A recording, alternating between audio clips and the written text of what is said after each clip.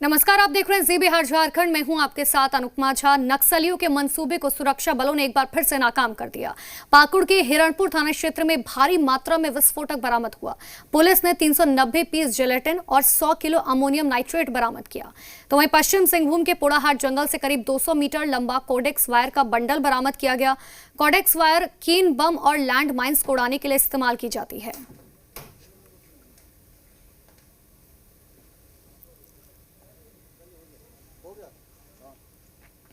और देखिए, दो तस्वीरें आपको दिखा रहे हैं। पुलिस को ये बड़ी कामयाबी हाथ लगी है। साथ ही पुलिस अब इस पूरे मामले की जांच पड़ताल भी कर रही है।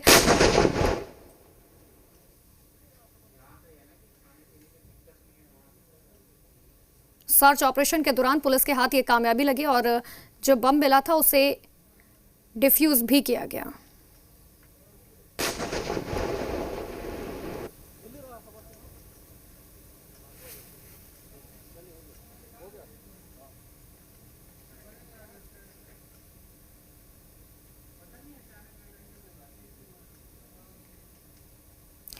पाकुड़ के हिरणपुर थाना क्षेत्र से भारी मात्रा में विस्फोटक बरामद हुआ। पुलिस को सूचना मिली थी पश्चिम बंगाल से भारी मात्रा में तबाही का सामान लाया जा रहा है। इस पर एसपी ने हिरणपुर पुलिस टीम को बरामदगी के लिए मोर्चे पर भेजा। इस कार्रवाई में हिरणपुर पुलिस ने 390 पीस जिलेटिन, 100 किलो अमोनियम नाइट्रेट बरामद किया। इसके साथ ही एक व्यक्ति को भी गिरफ्तार किया। एसपी के मुताबिक 2 मोटरसाइकिल से 3 लोग पश्चिम बंगाल से विस्फोटक ला रहे थे। पुलिस को देखते ही तीनों आरोपी बाइक और विस्फोटक छोड़कर भागने लगे। इनमें से एक व्यक्ति मोनीरुल शेख को पुलिस ने गिरफ्तार किया। पुलिस ने हिरणपुर थाना क्षेत्र के रानीकोला गांव के पास से यह कार्रवाई की।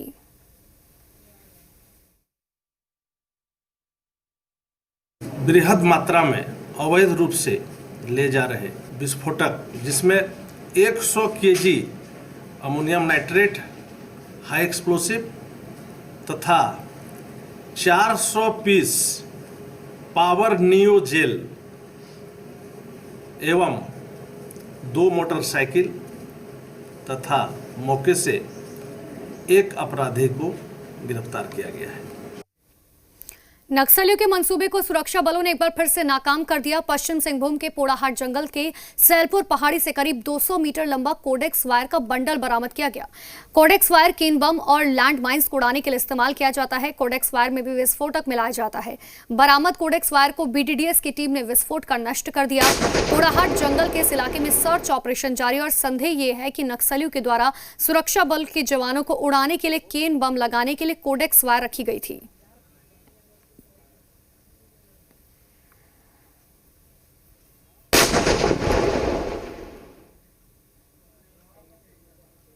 रांची में 5 लाख के इनामी नक्सली ब्योदा पहान ने आत्मसमर्पण किया। नक्सलियों के सब जोनल कमांडर ब्योदा पहान ने अपने 3 साथियों के साथ झारखंड सरकार की आत्मसमर्पण और पुनर्वास नीति के तहत सरेंडर किया। इस दौरान नक्सलियों ने अपने हथियार भी पुलिस को सौंपे। आत्मसमर्पण करने वाले सभी माओवादियों को 1-1 लाख रुपए दिए गए।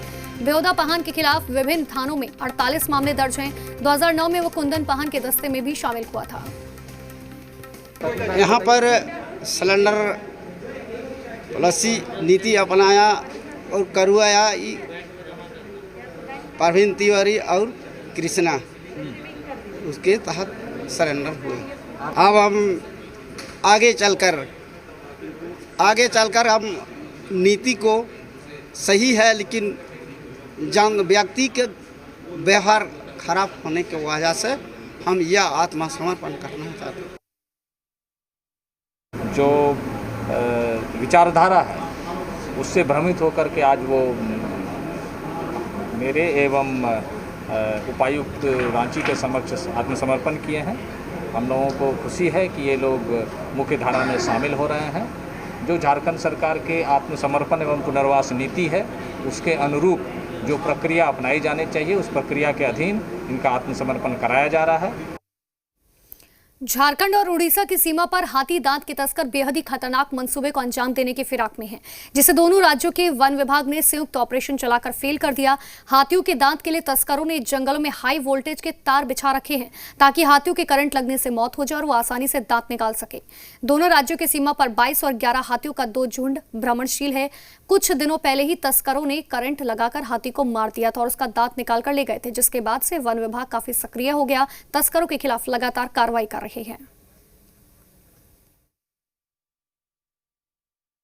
अभी हम लोग क्योंकि हाथियों का आवाजाही जो है अभी बहुत ज़्यादा बढ़ गया है और गांव में यहाँ पे किसान जो है अपने खेतों की जो घेराबंदी है बिजली के तार से भी करते हैं। तो हम लोग का भी जो ड्राइव है वो किसानों को समझाने का है कि आप लोग तार से घेराबंदी प्लीज नहीं कीजिए और इनकेस अगर फसल की क्षति हो जाती है जंगली जानवरों के द्वारा तो हम लोग त्वरित रूप से मुआवजा देते हैं। यह गज अभयारण्य का भी हिस्सा है, तो इस कारण से जब हाथी किसी खेतों से गुजरते हैं तो कुछ जो अपराधी तत्व शरारती तत्व हैं उसका फायदा उठाने की कोशिश करते हैं। लेकिन हम लोग की भी जो टीम है काफ़ी मुस्तैद है।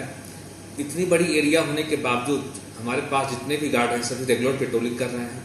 जितने भी जेएफएमसी हैं सबको हम लोग एक्टिव किए हुए हैं।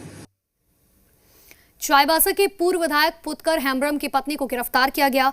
माल्या हेम्ब्रम पर नकली नोट खपाने और लोगों पर चाकू से जानलेवा हमला करने का आरोप है। दरअसल रविवार रात कुछ महिला दुकानदारों को माल्या हेम्ब्रम ने नकली नोट थमा दिए। नकली नोट की पहचान होने पर जब महिलाओं ने माल्या से अपना पैसा लौटाने की मांग की तो माल्या के साथ उनकी झड़प हुई और इसी झड़प के दौरान माल्या ने 2 महिलाओं को चाकू से हमला कर घायल कर दिया। घटना की जानकारी पुलिस को दी गई। पुलिस ने पूरे मामले की जांच पड़ताल शुरू की। चाईबासा मुफस्सल थाने की पुलिस ने माल्या हेम्ब्रम को गिरफ्तार करने के बाद उसके बताए कई ठिकानों पर छापेमारी की। छापेमारी में पुलिस को 2000 के 15 नकली नोट बरामद हुए, जबकि 500 रुपए का एक नकली नोट भी मिला। पुलिस ने माल्या हेम्ब्रम के बैंक के कागजात समेत सारे नकली नोट जब्त किए। तो इसमें एकदम जानकारी है ही नहीं, हम बोल नहीं सकते। तो पुलिस कल आई थी आपके यहाँ पर घर पर? हाँ, खलासी वगैरह हुआ, छापामारी की थी कुछ? ऐसा कुछ घर से बरामद हुआ कुछ नहीं, ऐसा नहीं। झारखंड उपचुनाव को लेकर खिलाड़ी मैदान में डट चुके हैं। सभी दलों की ओर से प्रत्याशी के ऐलान के बाद अब नामांकन की प्रक्रिया शुरू हो चुकी है। आज दुमका सीट से जेएमएम उम्मीदवार बसंत सोरेन ने अपना नामांकन दाखिल किया, तो वहीं दुमका पहुंचे मुख्यमंत्री हेमंत सोरेन ने दावा किया कि चुनाव मैदान में महागठबंधन की तरफ से छक्के पर छक्के लगेंगे और एनडीए का सूपड़ा साफ हो जाएगा।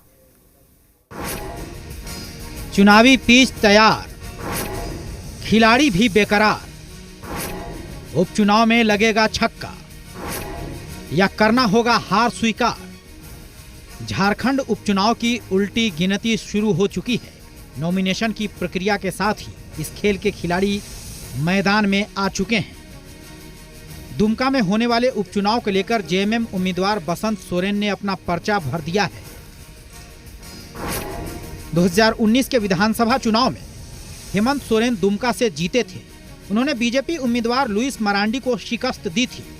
इसके बाद सीएम ने दुमका विधानसभा सीट छोड़ दी थी, जिस पर उपचुनाव हो रहा है। और अब इस सीट से सीएम के छोटे भाई बसंत सोरेन चुनावी मैदान में हैं, जबकि बेरमो सीट से कांग्रेस प्रत्याशी कुमार जयमंगल सिंह उर्फ अनूप सिंह मैदान में है। महागठबंधन दुमका और बेरमो दोनों सीटों से जीत का दावा कर रहा है। मुझे उम्मीद भी है कि बेरमो हो या दुमका हो, दोनों सीट में गठबंधन की उम्मीदवार की जीत सुनिश्चित है। बस आज इतना ही कह सकेंगे। और चुनाव अभी सर पर है। अभी स्क्रूटिंग भी, नॉमिनेशन होगा 14 तारीख बेरमो में भी होने जा रहा है। वहीं बेरमो सीट से कांग्रेस उम्मीदवार कुमार जयमंगल सिंह उर्फ अनूप सिंह आज बाबा भोले की शरण में पहुंचे। देवघर में बाबा मंदिर पहुंचकर उन्होंने पूजा अर्चना की और अपनी जीत का आशीर्वाद मांगा। बेरमो सीट अनूप सिंह के पिता राजेंद्र प्रसाद सिंह की मौत के बाद खाली हुई है। प्रचार उसको करने की जरूरत होती है जो जनता के बीच में काम नहीं करता। और शायद अगर मेरे पिता ने काम नहीं किया होता तो वो 6 बार के विधायक नहीं होते। यहाँ पे राज्य में मुख्यमंत्री एक बार मुख्यमंत्री रहते हुए आदमी चुनाव हार जाते हैं। मेरे पिता तो 6 बार विधायक रहे हैं। तो निश्चित तौर पर जनता का विश्वास लंबे समय तक, मतलब 4 दशक से मेरे परिवार पर है और मैं समझता हूँ आगे भी जनता आशीर्वाद देने लगा। महागठबंधन दुमका और बेरमो दोनों सीटें जीतने के लिए एड़ी चोटी का जोर लगा रहा है। दोनों ही सीटें जेएमएम और कांग्रेस के लिए प्रतिष्ठा का सवाल बनी हुई है। ऐसे में दुमका में मुख्यमंत्री हेमंत सोरेन खुद सक्रिय हैं। मुख्यमंत्री ने बीजेपी पर हमला बोलते हुए कहा कि चुनाव के मैदान में महागठबंधन की ओर से हर बॉल पर सिक्सर लगेगा। कि विपक्ष का सुपड़ा साफ हो जाएगा। अभी आलम यह है विपक्ष में कि उनको विपक्ष का नेता नहीं मिल रहा। जिनका सर ही ना हो धड़ का क्या उसका उपयोग। जैसे जैसे वो गेंद फेंकेंगे हर गेंद में छक्का लगेगा।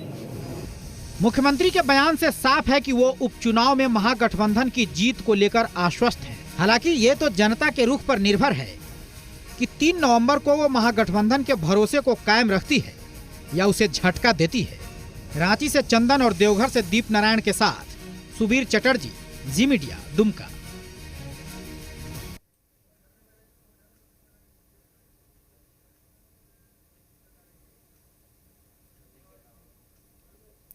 दुमका उपचुनाव के लिए महागठबंधन प्रत्याशी बसंत सोरेन के नामांकन दाखिल करते ही अब जीत और हार को लेकर दावा शुरू हो गया। जामताड़ा पहुंचे रामगढ़ के विधायक ममता देवी, खिजरी विधायक राजेश कच्छप और जरमुंडी विधायक और मंत्री बादल पत्रलेख ने कहा कि दुमका और बेरमो की सीट महागठबंधन की झोली में आएगी और इस बार उपचुनाव में बसंत सोरेन की जीत पक्की है।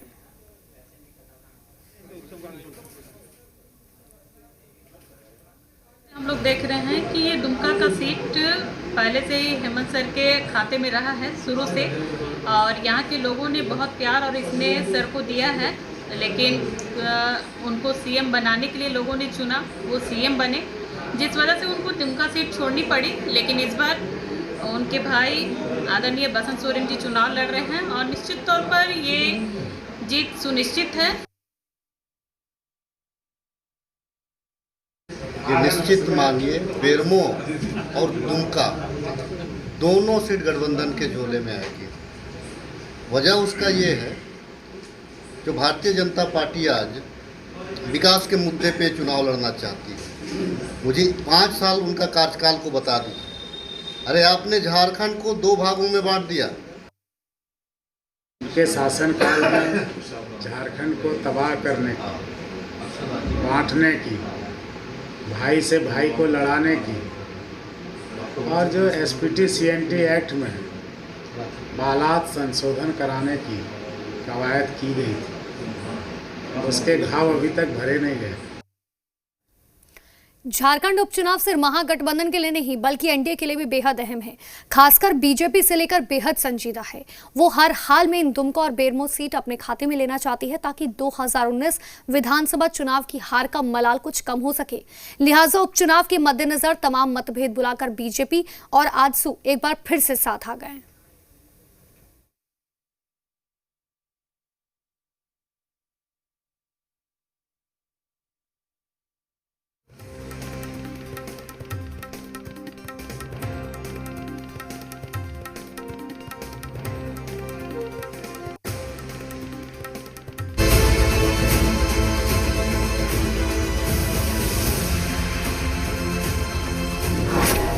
2019 की भूल का 2020 में सुधार।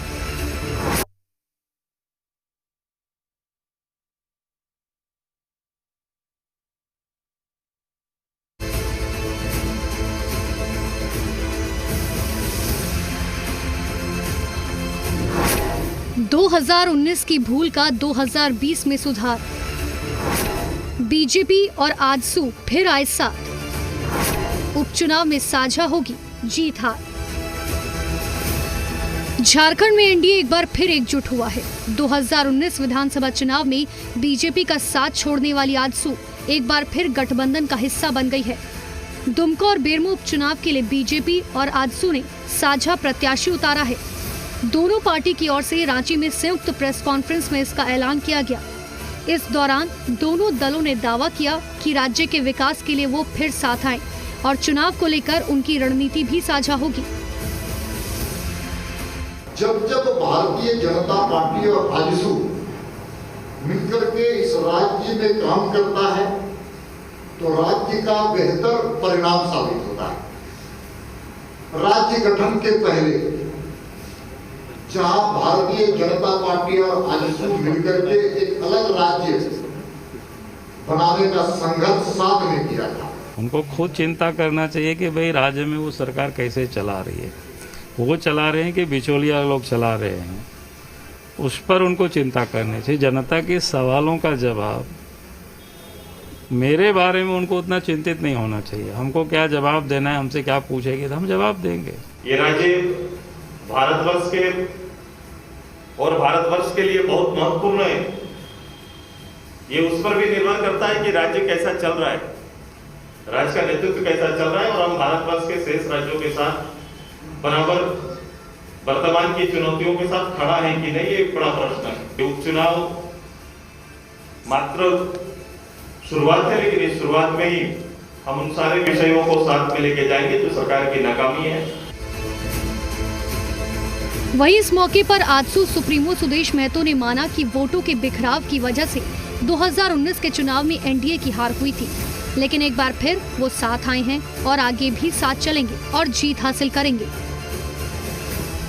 हमारा ये गठबंधन जाएगा और जनमत अपने पार्टी के एनडीए के जो प्रत्याशी हैं उनके पक्ष में लेने का प्रयास लग रहा है। जो फिर से एक बार वही मजबूती मिल जाएगा जो पहले था। ये चुनाव के बाद जितने भी विश्लेषण हुए आपने उसमें देखा होगा, लोगों ने कहा कि वोटों के बिखराव के कारण ये एनडीए गवर्नमेंट नहीं बन पाई।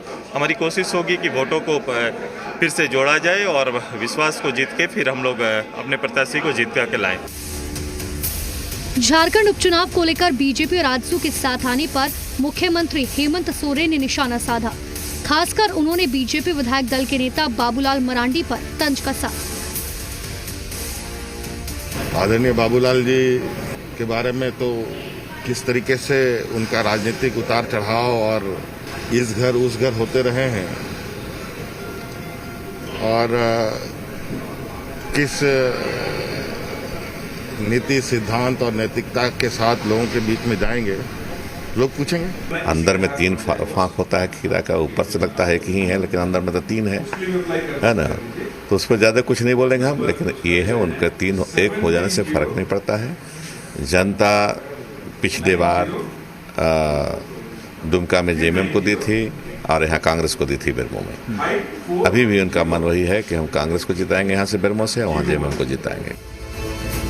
उपचुनाव को लेकर बीजेपी और आजसू का साथ आना ये बताने के लिए काफी है कि इस चुनावी जंग को जीतना एनडीए के लिए कितना अहम है।